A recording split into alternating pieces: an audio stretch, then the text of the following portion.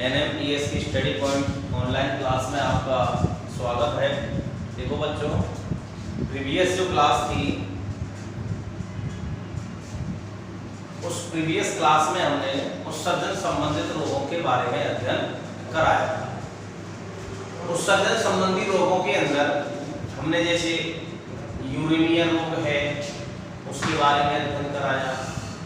इसके अलावा और भी अन्य रोग थे जिनके बारे में हमने अध्ययन कराया। उसी संदर्भ में आगे जो रोग है वो रोग है आपका यानी कि सिस्टिस रोग।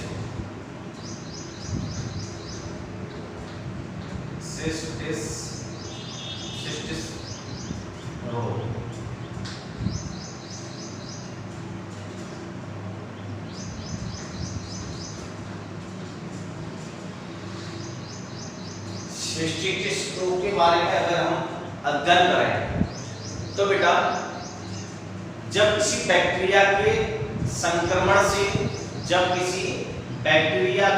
संक्रमण से या रासायनिक या यांत्रिक क्षति के कारण मूत्राशय में सूजन आ जाती है तो उसे हम सिस्टिस रोग कहते हैं। जब बैक्टीरिया के संक्रमण से यानी कि कोई बैक्टीरिया का संक्रमण हो सकता है या कोई रासायनिक या यांत्रिक कोई क्षति हो सकती है, जब उस समय जब क्षति हो जाएगी तो मूत्राशय में सूजन आ जाती है तो इस अवस्था को हम सिस्टिस रोग के नाम से जानते हैं। ठीक है बच्चों, जब बैक्टीरिया के संक्रमण से या किसी रासायनिक या यांत्रिक क्षति के कारण मूत्राशय में सूजन आ जाती है तो उसे हम सिस्टिस रोग कहते हैं। इसके बाद अगला रोग था बेटा आपका डायबिटीज इंसिपिड।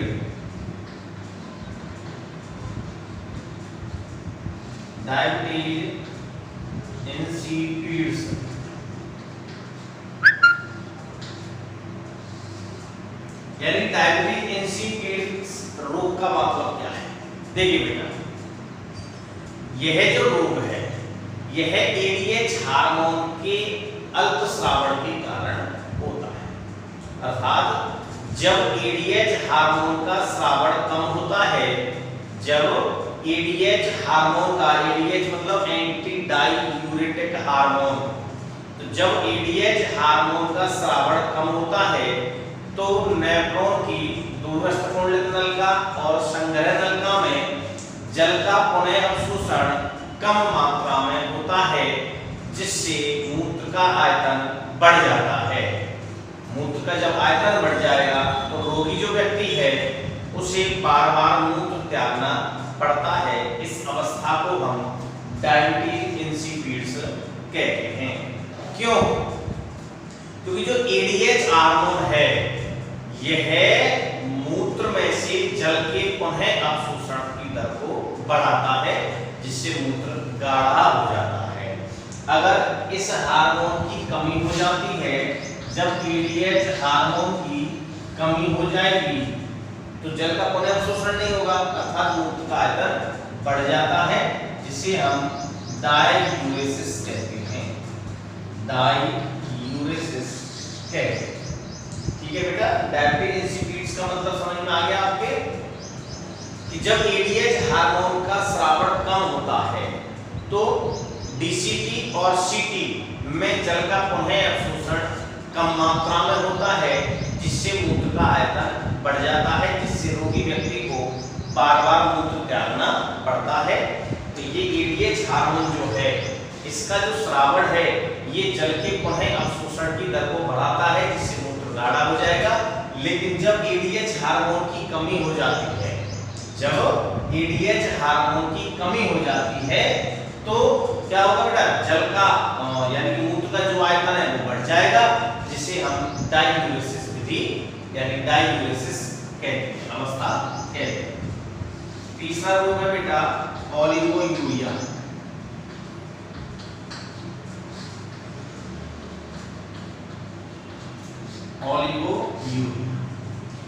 ओलिगोयूरिया का मतलब क्या है? जब यानी कि नेफ्रॉन के द्वारा जल का पुनः अवशोषण अधिक मात्रा में होता है, अर्थात जब जल का जो पुनः अवशोषण है वो अत्यधिक मात्रा में होगा, जब अत्यधिक मात्रा में होगा तो मूत्र का आयतन घट जाता है, अर्थात बहुत कम मात्रा में मूत्र का निर्माण होता है। इस अवस्था को हम ओलिगोयूरिया कहते हैं। जब नेफ्रॉन के द्वारा जल का पुनः अवशोषण अत्यधिक होता है तो बहुत कम मात्रा में मूत्र का निर्माण होता है, तो इस अवस्था को हम ओलिगोयूरिया कहते हैं। अगला रूप है बेटा प्रोटीन यूरिया।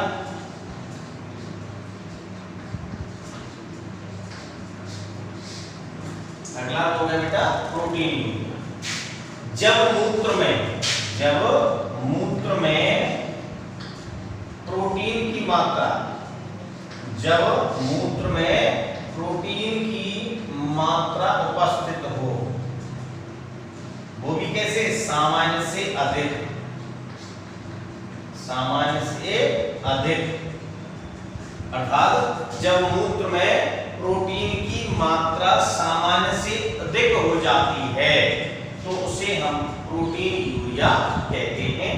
जब मूत्र में प्रोटीन की मात्रा सामान्य से अधिक हो जाती है तो उसे हम प्रोटीन यूरिया कहते हैं। अगला जो रोग है बेटा वो है एल्ब्यूमिन यूरिया। अगला रोग कौन सा बेटा, एल्ब्यूमिन यूरिया। जब मूत्र में एल्ब्यूमिन प्रोटीन पाई जाती है, जब मूत्र में एल्ब्यूमिन प्रोटीन पाई जाती है तो उसे हम एल्ब्यूमिन यूरिया कहते हैं, अर्थात जब मूत्र के साथ साथ एल्ब्यूमिन प्रोटीन का भी उत्सर्जन होता है तो उसे हम एल्ब्यूमिन यूरिया कहते हैं। ठीक है बेटा, जब मूत्र में क्या पाई जाएगी, एल्ब्यूमिन प्रोटीन पाई जाएगी तो इसको हम एल्ब्यूमिन यूरिया कहते हैं। अगला है बेटा हीमेटोयूरिया। अगला कौन सा है बेटा, हीमेटोयूरिया। हीमेटोयूरिया यहां तो एल्ब्यूमिन प्रोटीन हो गई। जब मूत्र के साथ आरबीसी उत्सर्जित हो, जब मूत्र के साथ आरबीसी का उत्सर्जन हो तो इस अवस्था को हीमेटोयूरिया कहते हैं। जब मूत्र के साथ आरबीसी का उत्सर्जन हो तो उसे हम हीमेटोयूरिया कहते हैं। अगले रोग की अगर हम बात करें बेटा हम तो haemoglobin urea. Haemoglobin urea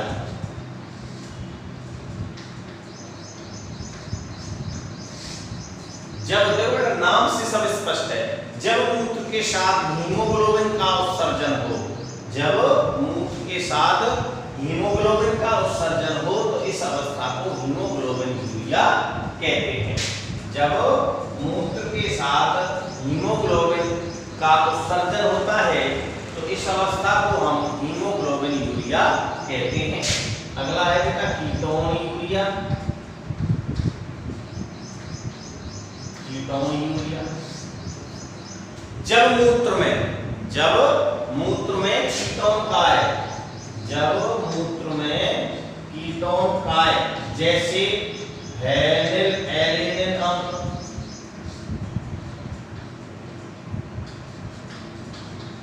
phenyl alanine, इसके अलावा एसिटो एसिटिक अम्ल, एसिटो एसिटिक अम्ल,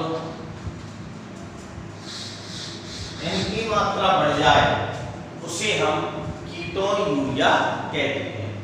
जब मूत्र में कीटोन काय जैसे एसिटो एसिटिक अम्ल और फेनिल एलिनिन की सांद्रता पाई जाती है, अर्थात ये जब पाए जाएंगे तो उस रोग को हम कीटोन यूरिया कहते हैं।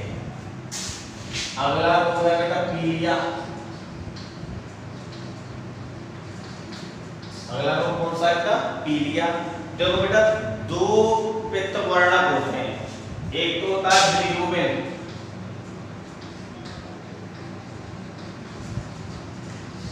और एक होता है बिलिवर्डेन।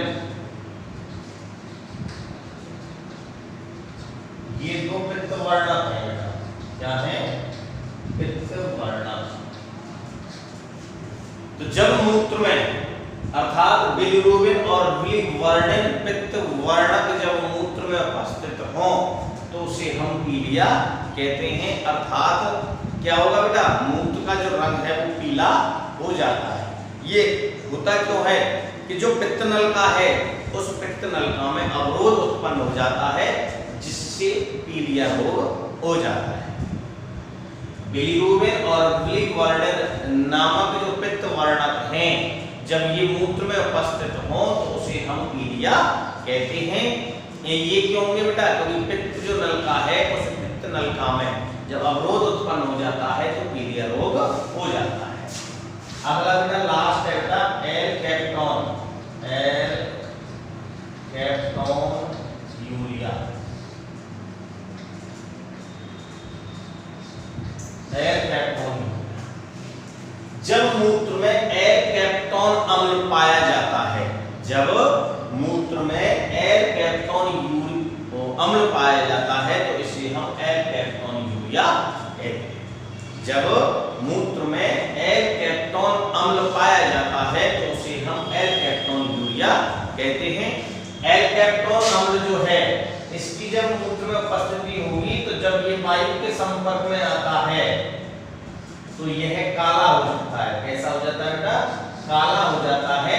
इसलिए इस रोग को कृष्ण मूत्र रोग भी कहते हैं। क्या कहते हैं बेटा? कृष्ण मूत्र रोग कहते हैं।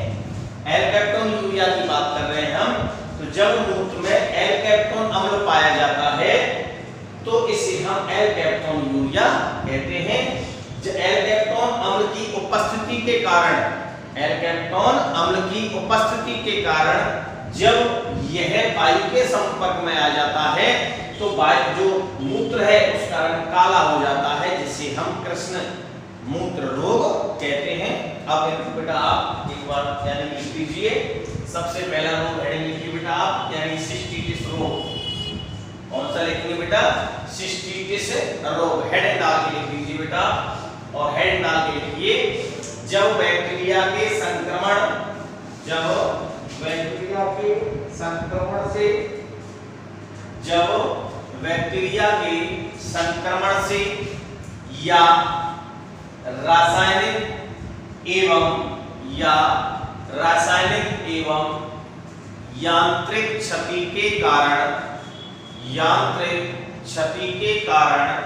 मूत्राशय में सूजन आ जाती है, मूत्राशय में सूजन आ जाती है तो इसे सिस्टिटिस कहते हैं। तो इसे सिस्टिटिस कहते हैं। जब बैक्टीरिया के संक्रमण से, जब बैक्टीरिया के संक्रमण से या रासायनिक एवं यांत्रिक क्षति के कारण मूत्राशय में सूजन आ जाती है तो इसे हम सिस्टिटिस कहते हैं। अगला हेडिंग लिखिए बेटा डायबिटीज इंसिपिड्स। Diabetes insipid. अगला रोग हेडिंग लिखिए डायबिटीज इंसिपिड। यदि लिखिए इसमें, यदि एडीएच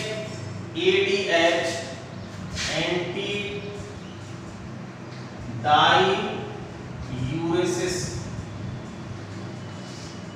डाईयूरेसिस हार्मोन, इसका फुल फॉर्म लिख लेना पूरा नाम।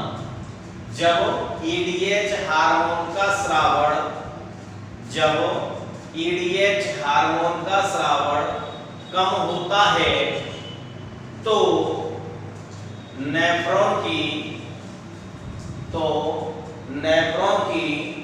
दूरस्थ कुंडलित नलिका और संग्रह नलिका में, नेफ्रॉन की दूरस्थ कुंडलित नलिका और संग्रह नलिका में जल का पुनः अवशोषण नहीं होता है, जिससे मूत्र का आयतन बढ़ जाता है, जिससे मूत्र का आयतन बढ़ जाता है और रोगी व्यक्ति बार बार मूत्र त्यागता है, इसे डायबिटीज इंसिपिड्स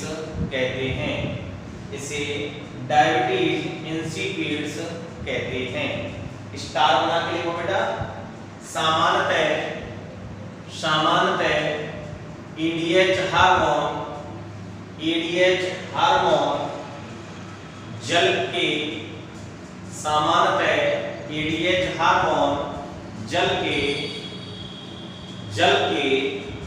पुनः अवशोषण को बढ़ाता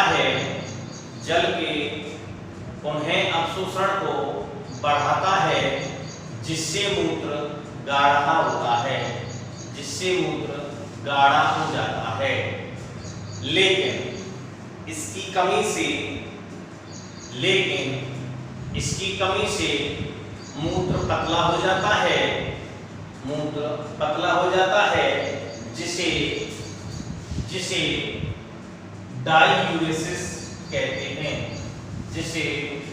डायूरेसिस कहते हैं। इसके बाद देखो बेटा आप हेडिंग डाल के ओलिगोयूरिया,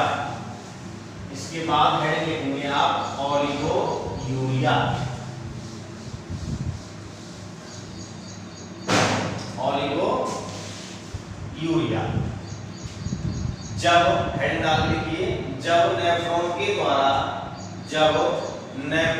द्वारा जल का पुनः अवशोषण अत्यधिक होता है, जब नेफ्रॉन के द्वारा जल का पुनः अवशोषण अत्यधिक होता है, तो अत्यधिक कम मात्रा में मूत्र का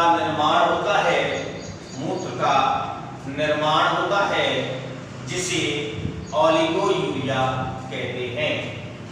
जब नेफ्रॉन के द्वारा जल का पुनः अवशोषण अत्यधिक होता है, तो अत्यधिक कम मात्रा में मूत्र का निर्माण होता है, जिसे ओलिगोयूरिया कहते हैं। अगला हेडिंग लिखिए बेटा, नेक्स्ट प्रोटीन यूरिया। अगला हेडिंग लिखिए प्रोटीन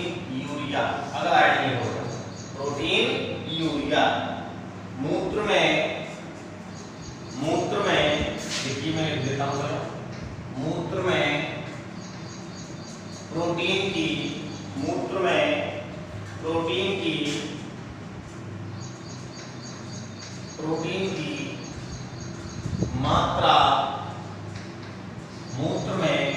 प्रोटीन की मात्रा सामान्य से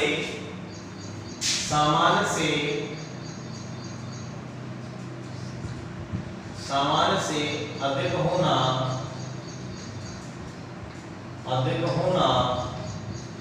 मूत्र में प्रोटीन की मात्रा सामान्य से अधिक होना प्रोटीन यूरिया कहलाता है।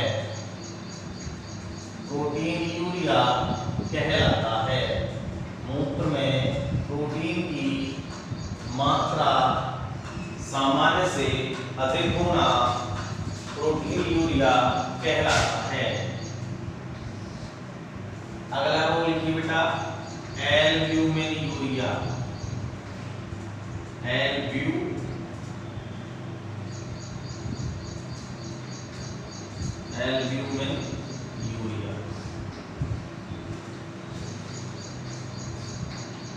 यहाँ कौन सी मात्रा पाई जाएगा? एल्ब्यूमिन प्रोटीन की मात्रा पाई जाएगी। लिख लीजिए इसमें, मूत्र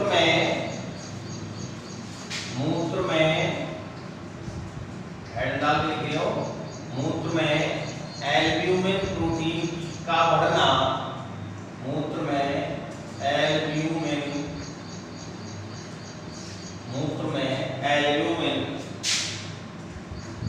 प्रोटीन की मात्रा एल्ब्यूमिन प्रोटीन की मात्रा का बढ़ना एल्ब्यूमिन प्रोटीन कहलाता है। एल्ब्यूमिन प्रोटीन कहलाता है। मूत्र में एल्ब्यूमिन प्रोटीन की मात्रा का बढ़ना, मूत्र में एल्ब्यूमिन प्रोटीन की मात्रा का बढ़ना एल्ब्यूमिन यूरिया कहलाता है। एल्ब्यूमिन यूरिया कहलाता है। अगला देखो बेटा, कीटोन यूरिया।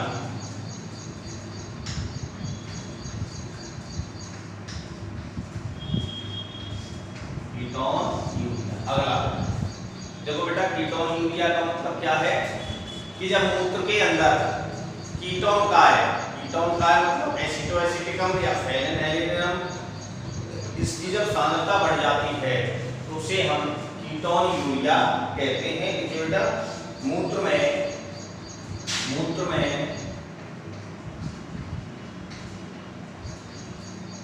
कीटोन का है, मूत्र में कीटोन का है, जैसे एसिटोएसिटिक अम्ल,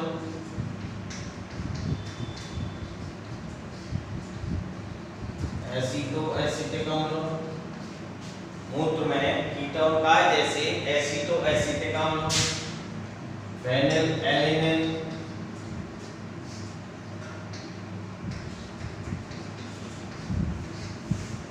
आदि की मात्रा का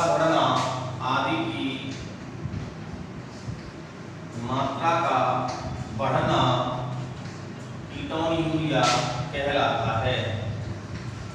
कीटोन यूरिया कहलाता है। देखो बेटा, आर्मांस की जो यूनिट थी उसमें भी लास्ट वाला जो चैप्टर था उसमें कीटोन यूरिया वो आया था। वो इसके बारे में मैंने वहां भी बताया था, यहाँ भी है।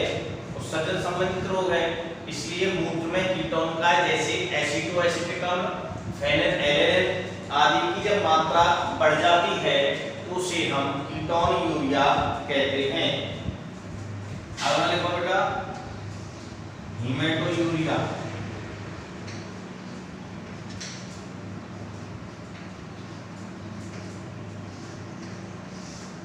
हीमेटो यूरिया मूत्र उत्सर्जन के साथ आरबीसी का उत्सर्जित होना, मूत्र उत्सर्जन के साथ आरबीसी का उत्सर्जित होना हीमेटो यूरिया कहलाता है। लिख लीजिए बेटा, इसमें मूत्र उत्सर्जन के साथ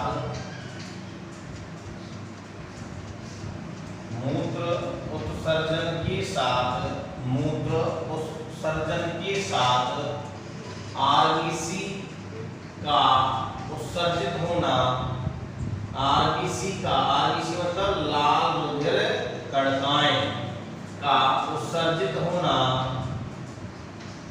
हीमेटो यूरिया कहलाता है। हीमेटो यूरिया कहलाता है। मूत्र उत्सर्जन के साथ आरबीसी का उत्सर्जित होना हीमेटो यूरिया कहलाता है।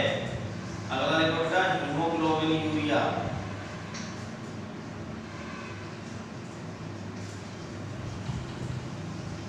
अगला रोग कौन सा है? Haemoglobin urea. इसमें क्या हो जाएगा बेटा, कि मूत्र उत्सर्जन के साथ में हीमोग्लोबिन का उत्सर्जित होगा, इसको क्या कहेंगे हम? हीमोग्लोबिन यूरिया कह देंगे। ठीक है बेटा, लिख दीजिए इसमें एक लाइन वही ऐसे ही, मूत्र उत्सर्जन के साथ मूत्र उत्सर्जन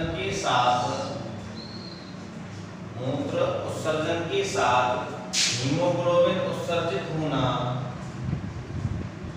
हीमोग्लोबिन का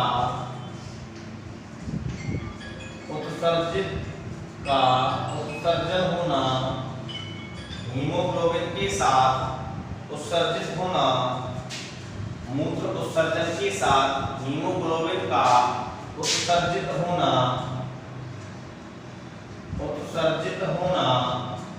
हीमोग्लोबिन यूरिया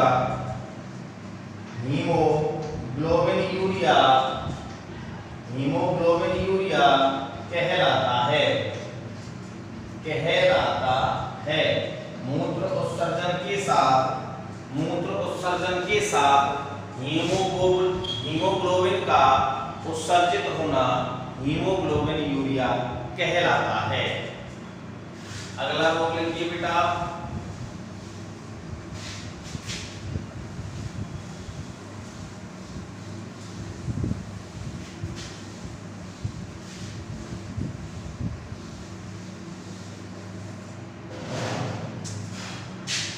अगला रोग लिखिए पीलिया।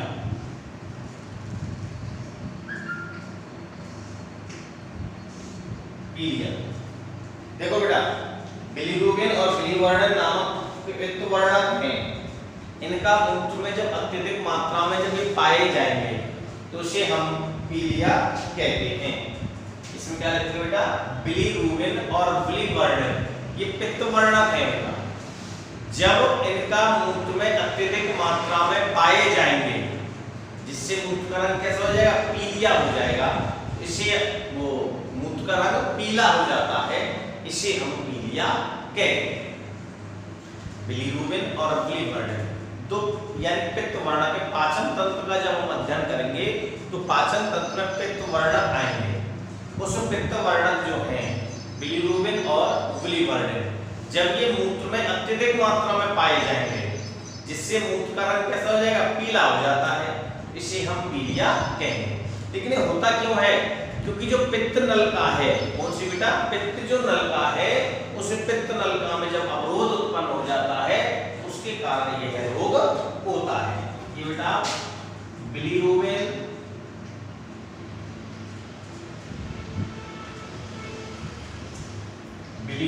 और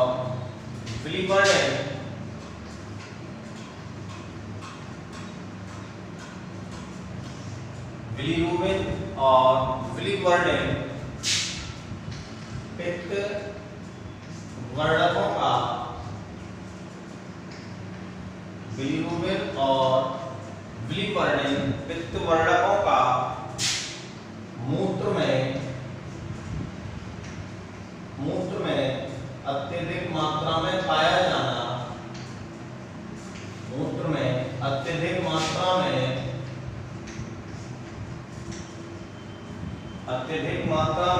पाया जाना पीलिया कहलाता है। मात्रा में पाया जाना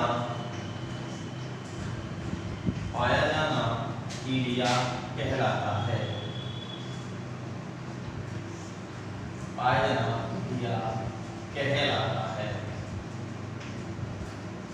बिलीरुबिन और बिलीवर्णन पित्त वर्णकों का मूत्र में अत्यधिक मात्रा में पाया जाना पीलिया कहलाता है। नेक्स्ट लाइन से देखिए बेटा, इस रोग में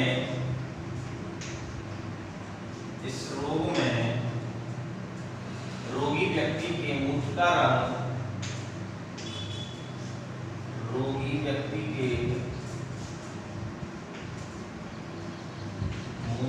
रंग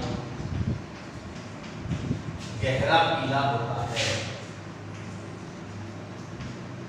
गहरा पीला होता है।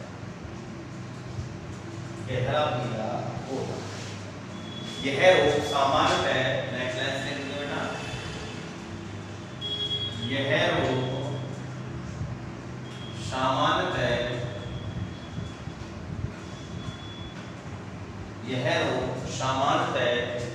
पित्त नलिका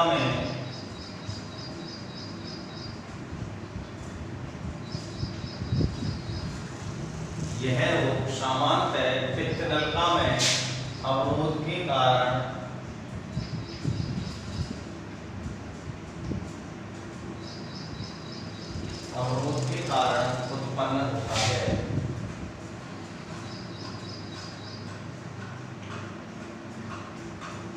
उत्पन्न होता है।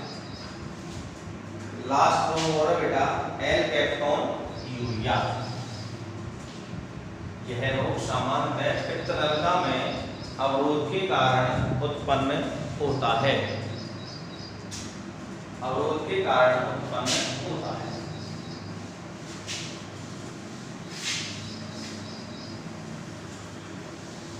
लास्ट एल कैप्टोन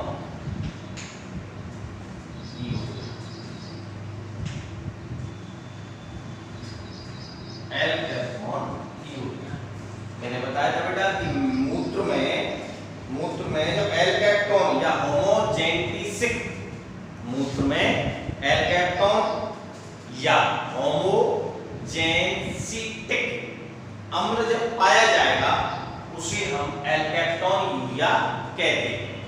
मूत्र में जब एल कैप्टोन अम्ल पाया जाएगा तो उस रोग को हम एल कैप्टोन यूरिया कहते हैं। अब जब मूत्र में एल कैप्टोन अम्ल उपस्थित है, इसकी उपस्थिति के कारण जब मूत्र वायु के संपर्क में आता है तो वह काला हो जाता है।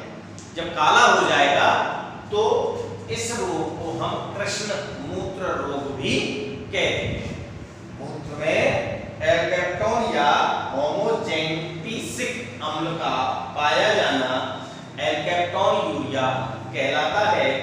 एल कैप्टोन अम्ल की उपस्थिति के कारण वायु के संपर्क में आने पर मूत्र काला हो जाता है, जिसे हम कृष्ण मूत्र रोग भी कहते हैं।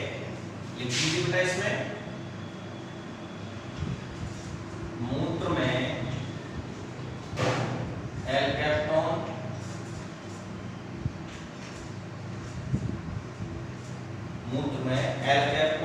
या होमोजेनेटिक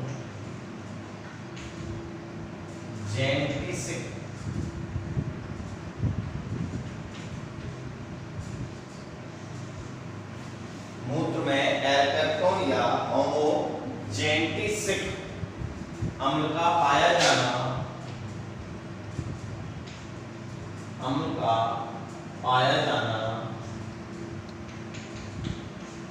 मूत्र में एल कैप्टोन या होमोजेनेटिक अम्ल का पाया जाना एल कैप्टोन यूरिया कहलाता है।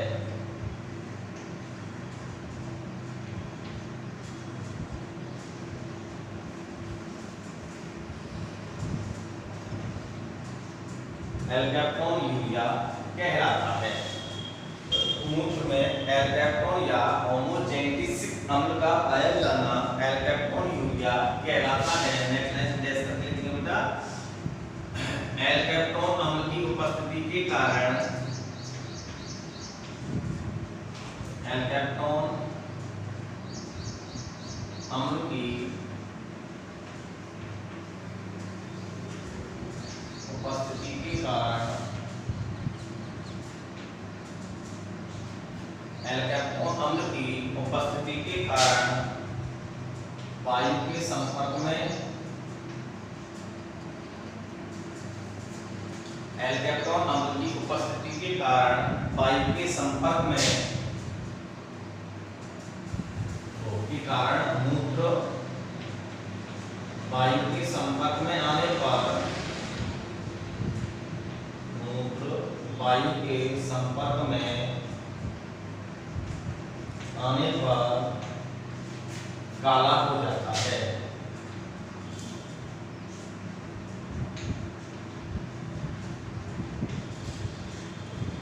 एल कैप्टोन अम्ल की उपस्थिति के कारण एल कैप्टोन अम्ल की उपस्थिति के कारण मूत्र जब वायु के संपर्क में आता है तो वह काला हो जाता है। इसलिए इस रोग को कृष्ण मूत्र रोग भी कहते हैं। इसलिए इस रोग को कृष्ण मूत्र रोग भी कहते हैं। जब मूत्र में एल कैप्टोन या होमोजेनेटिक अम्ल जब पाया जाता है कहते हैं। एल्कैप्टोन अम्ल, अब ये उपस्थिति है, उपस्थिति से क्या हो जाएगा, ये जब उपस्थिति है इसकी, तो जब मूत्र जो रोगी है उस रोगी व्यक्ति का मूत्र जब वायु के संपर्क में आ जाता है तो वह काला हो जाता है। तो ये एक लक्षण हो गया। अगर कोई भी व्यक्ति है उसे पता नहीं मुझे क्या रोग है, और अगर मूत्र विसर्जन करता है और उस समय जो है काला हो जाता है, तो उसको समझ लेना चाहिए कि उसको कौन सा रोग है बेटा, एल्कैप्टोन। तो एल्कैप्टोन जो अम्ल है ये वायु के संपर्क में आने पर ऑक्साइड में बदलेगा, ऑक्साइड में जब बदल जाता है जिसके कारण यह काला हो जाता है, इसलिए इस रोग को कृष्ण मूत्र रोग कहते हैं। इस तरह से बेटा आपके उत्सर्जन से संबंधित लगभग 18 रोग हैं और 18 रोगों का मैंने अध्ययन करा दिया है। इसलिए आप नोट्स बनाकर इनको साथ साथ याद भी करें। अगर कोई भी प्रॉब्लम क्रिएट होती है, कोई भी टॉपिक आपकी समझ में नहीं आता है, तो आप कमेंट्स कर सकते हैं। ठीक है बच्चों।